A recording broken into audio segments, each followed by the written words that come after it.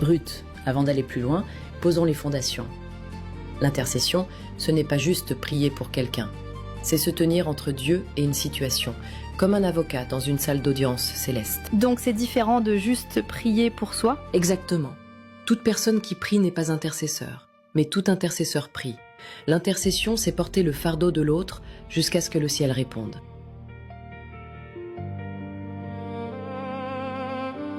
Si je comprends bien, ce n'est pas comme dire « Seigneur, bénis mon ami ». Non. C'est porter le fardeau de l'autre dans l'esprit jusqu'à ce que le ciel réponde.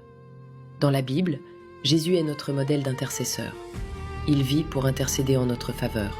Hébreux 7, 25.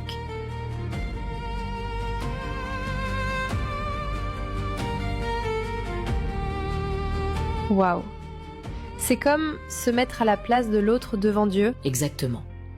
Tu pries pour eux, mais aussi parfois à leur place quand ils ne peuvent plus. C'est un appel lourd, mais glorieux.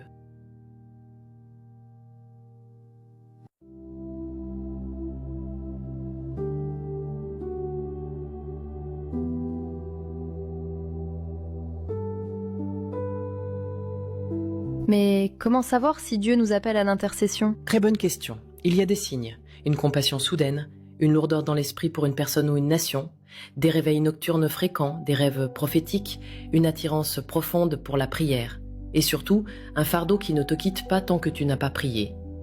L'intercesseur est souvent celui qui pleure sans raison apparente, parce que l'esprit pleure à travers lui.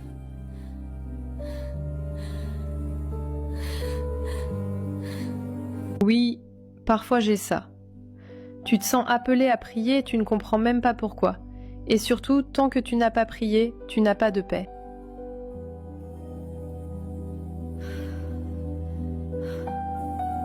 Voilà. L'intercesseur est un guetteur. Il veille. Il ressent ce que le ciel ressent.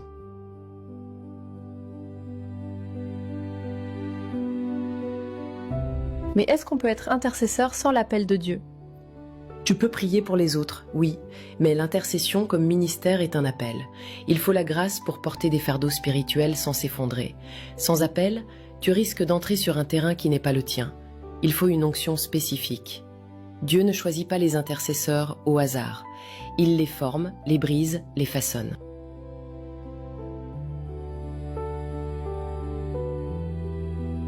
Donc, ce n'est pas juste une volonté. Il faut une onction.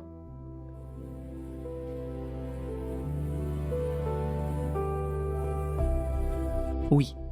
Et l'obéissance, parce que même un intercesseur appelé peut prier en dehors de sa mission, et là, il perd l'autorité.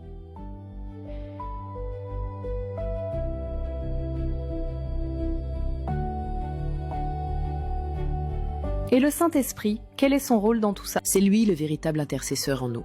Romains 8, 26 dit qu'il intercède avec des soupirs inexprimables. Il te guide dans la prière. Il te montre quoi dire, quand te taire, comment gémir, même sans mots. Et quand tu pries selon sa direction, les anges sont activés. Tu ne le vois peut-être pas, mais des armées célestes se lèvent. Psaume 103, verset 20, « Bénissez l'Éternel, vous ses anges, qui êtes puissants et forts et qui exécutez ses ordres en obéissant à sa parole. » L'intercession active les cieux. Le Saint-Esprit révèle ce qui est caché. Il guide la prière, il te montre qui, quoi, quand, comment. Sans lui, tu es juste en train de parler. Avec lui, tu es en train de décréter.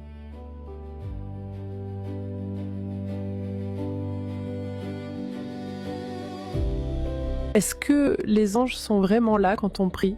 Absolument. Dans Hébreux 1,14, les anges sont présents, ils se déplacent pour exécuter les ordres de Dieu et ils portent même tes prières jusqu'à son trône. Le monde invisible est plus actif que tu ne le penses. Apocalypse 8, 3 à 4. Les anges participent activement à l'acheminement de nos prières vers le trône de Dieu. Dans Daniel 10, 12 à 13, Daniel prie et jeûne.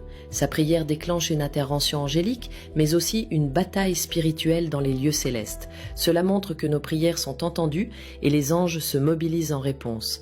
Quand tu proclames la parole dans l'intercession, les anges reçoivent des instructions.